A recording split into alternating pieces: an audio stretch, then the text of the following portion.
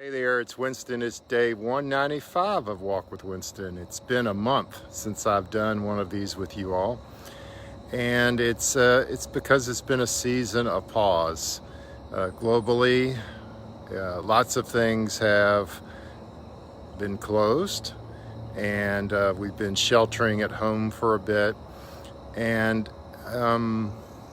it's been a very challenging time, I think, for so many people because our normal has been disrupted, and there's all this talk about going back to normal. Well, I, for one, am not looking forward to going back to what was called normal. For me, it was really like being on a hamster wheel. I was chasing and striving and pursuing with all of my heart, my finances, my time, this goal that I had for myself, one that I had come up with my own little, my brain, and said, this is what I really want to do with my life. This is what I really want to be with my life. And in this pause, since middle of March, just a few days after my birthday, everything began to shut down.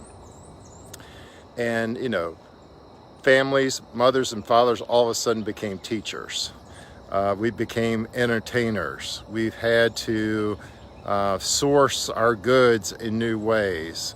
We've had to do all kinds of things that are outside of, quote, the normal.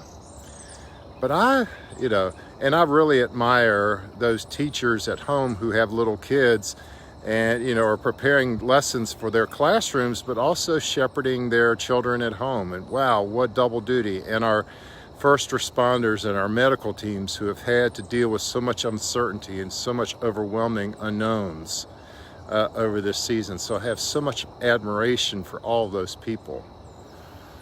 But I wonder, it occurred to me this morning on my walk, if this season of pause is not unlike God's own homeschool, where He's trying to teach us some lessons.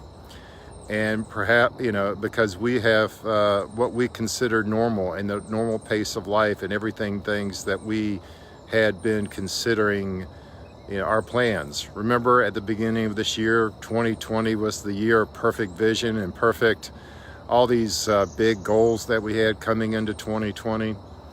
Well, I wonder if this is not God's own version of homeschooling for us, where He's trying to teach us some lessons and trying to help us see life is not all of those glitzy things that are out there. And rather, He's inviting us into a season of pause and reflection. I actually call this season for myself refirement, not retirement. I'm at that age where some people are retired. But I'm considering this pause season a season of refirement, where I'm getting my passion and fire back as I cut away a lot of the noise and distraction and instead come back to center, come back to truth, come back to eternal principles. And yes, I love all the people that I'm learning from. I deeply appreciate all the content that they've put out there. But ultimately, I have to be me. I can't be a copy or a faint copy of other people. I have to be who I am and serve the people that I'm meant to serve. And that's the same with you, friend.